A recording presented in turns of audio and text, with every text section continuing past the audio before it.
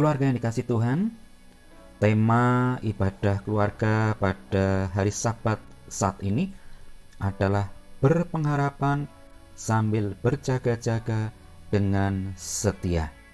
Sekali lagi, berpengharapan sambil berjaga-jaga dengan setia.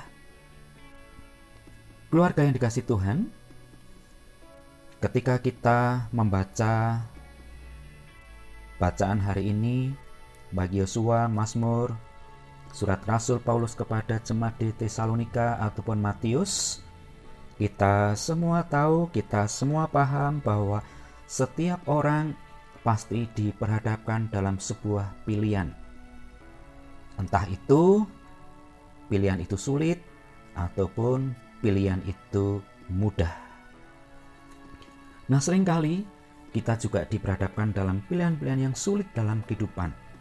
Sehingga ketika kita menghadapi kesulitan-kesulitan itu, seringkali kita bisa saja tanpa sadar kita menyalahkan Tuhan, kita menyalahkan orang lain, bahkan juga bisa menyalahkan diri sendiri.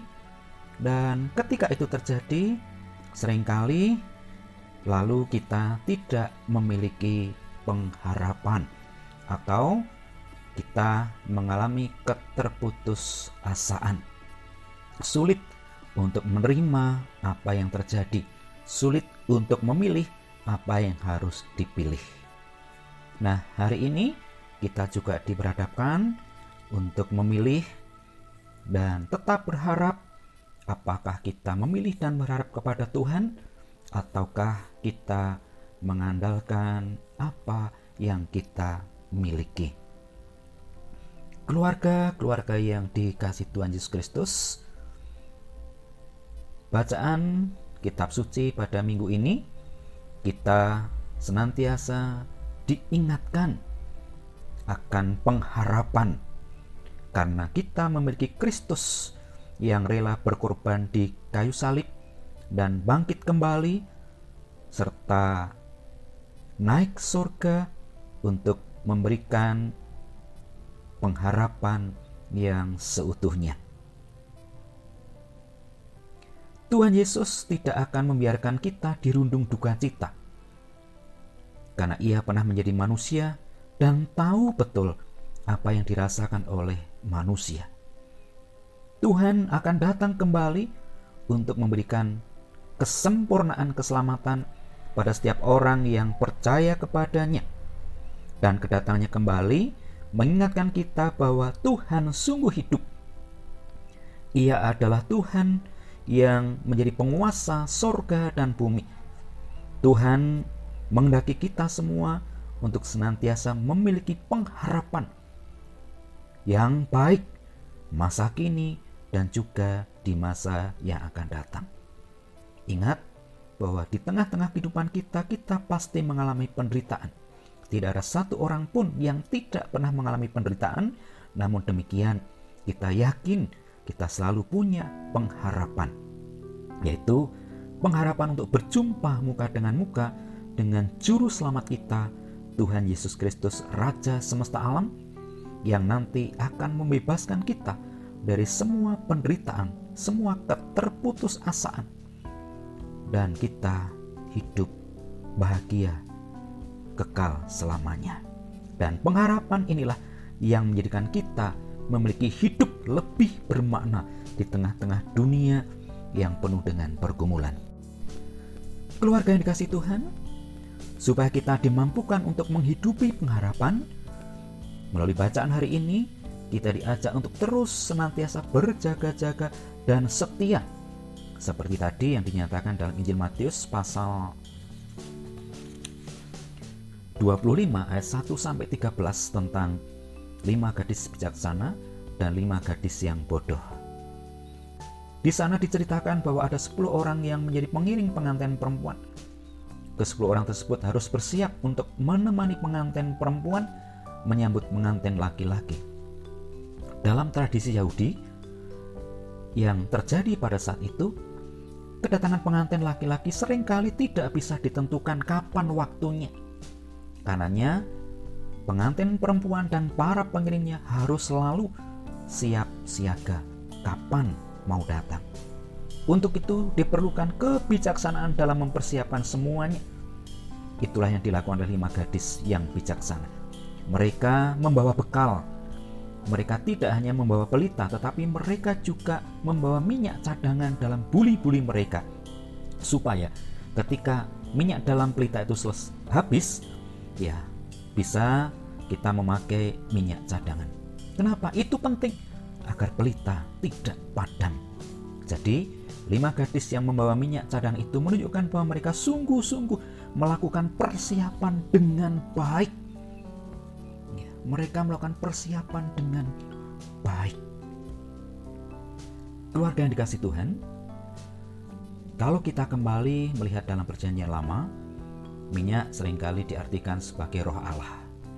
Dalam konteks saat ini, persiapan yang dilakukan oleh 5 gadis bijaksana yang membawa minyak cadangan tersebut dapat kita maknai sebagai persiapan kita untuk mewujudkan tanda-tanda kerajaan surga.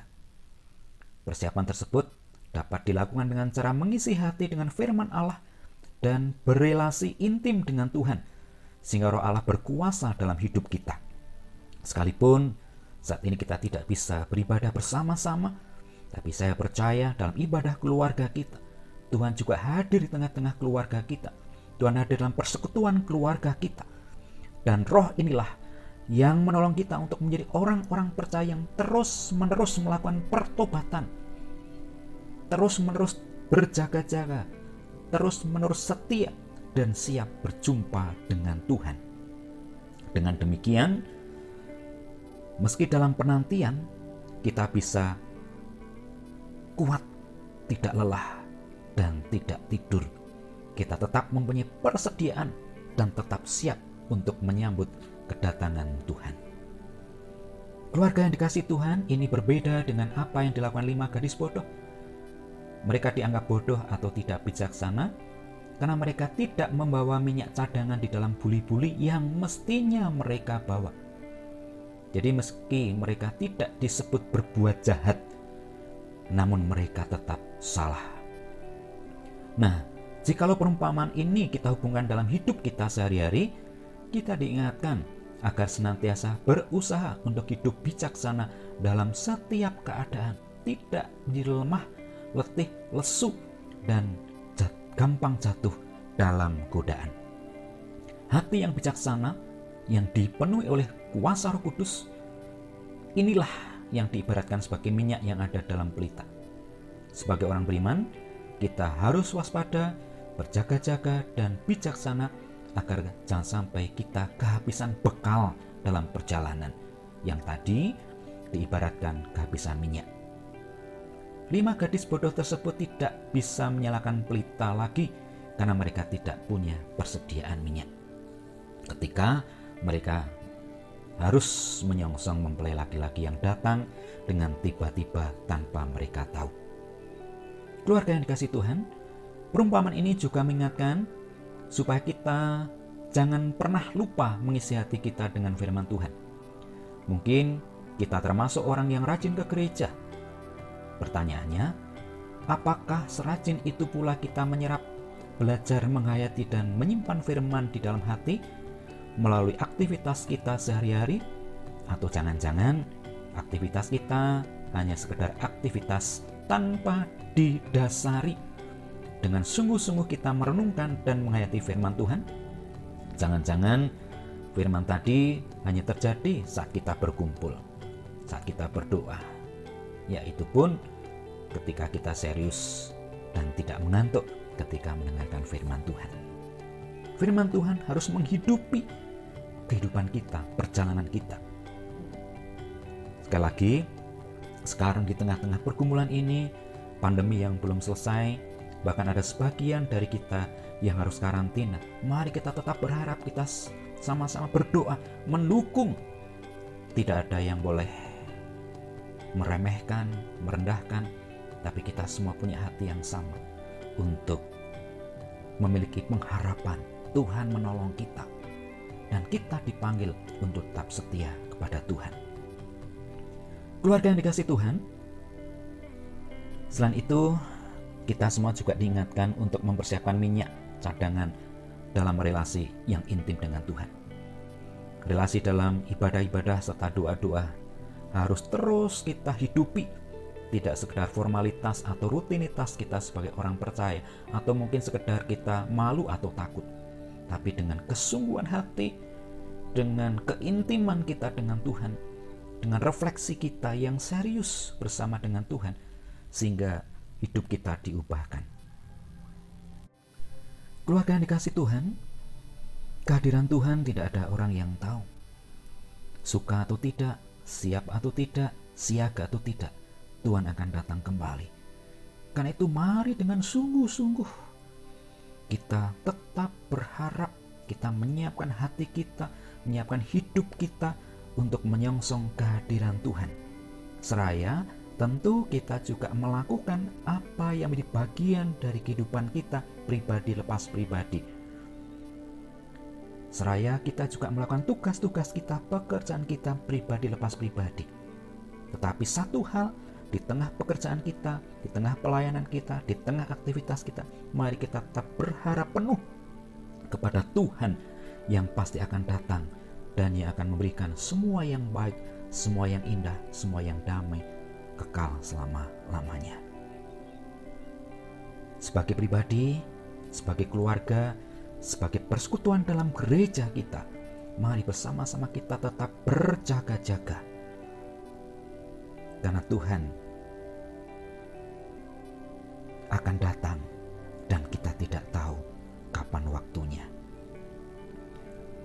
Keluarga-keluarga yang dikasihi oleh Tuhan Yesus Kristus, demikian juga refleksi dari Yosua. Bagaimana tadi begitu banyak godaan, begitu banyak tantangan, begitu banyak pergumulan yang dialami oleh Yosua. Tetapi Yosua tetap memiliki semangat yang luar biasa di dalam pengharapannya. Yosua selalu berjaga-jaga dan hidup dengan setia. Bahkan Yosua memiliki komitmen demikian dalam Yosua 24 tadi. Aku dan seisi rumahku akan beribadah kepada Tuhan. Inilah pilihan dari Yosua. Inilah prinsip hidup dari keluarga Yosua. Sekalipun di tengah-tengah kehidupan banyak orang yang mungkin meremehkan Yosua, tapi Yosua punya kekuatan, semangat untuk membawa keluarganya beribadah kepada Tuhan. Inilah pilihan yang memampukan kita dapat hidup bijaksana dalam menentukan pilihan-pilihan hidup selanjutnya. Kita diingatkan agar kita tetap setia kepada Tuhan, kepada jalan-jalan serta petunjuk yang ditunjukkannya. Kita diajak untuk hidup dalam pengharapan bahwa Tuhan selalu menyertai dan memampukan kita menghadapi berbagai macam tantangan, godaan dalam hidup ini. Tuhan tahu penderitaan kita, Tuhan tahu pergumulan kita, dan Tuhanlah yang pasti akan menolong karena Tuhan tidak pernah membiarkan kita. Demikian juga keluarga yang dikasih Tuhan sebagai persekutuan di gereja. Mari kita dengan sungguh-sungguh menyiapkan hati kita untuk menyambut kedatangan Tuhan kembali. Sebagai gereja mini, keluarga pun mesti mempersiapkan diri. Persiapan mesti dilakukan dengan terus-menerus merenungkan, menghayati, mendalami, dan melakukan firman Allah sebagai wujud keintiman kita, sebagai wujud dari kedekatan kita kepada Tuhan, sehingga hidup kita dikuasai oleh Roh Kudus. Gereja dan keluarga kita juga semestinya memiliki komitmen bersama-sama tetap percaya kepada Tuhan Yesus dan beribadah kepadanya. Inilah hal dasar yang mesti kita hidupi dan kita pegang teguh dalam keluarga kita. Keluarga yang dikasihi Tuhan, iman kepada Yesus Kristus itulah iman dengan harga mati, tidak bisa ditawar oleh apapun, penderitaan apapun, kebahagiaan apapun, hidup apapun, karena hanya Yesuslah Tuhan dan Juru Selamat kita. Keluarga yang dikasihi Tuhan, karena itu mari bersama-sama sekali lagi kita tetap berpengharapan sambil berjaga-jaga dengan setia kepada Yesus Kristus sebagai Tuhan dan Juru Selamat kita. Apapun keadaan kita, apapun situasi yang kita alami, kita tetap setia kini sampai selama-lamanya. Kiranya Tuhan memberkati kita, memberkati keluarga kita, memberkati persekutuan kita sekarang sampai selamanya. Tuhan memberkati. Amin.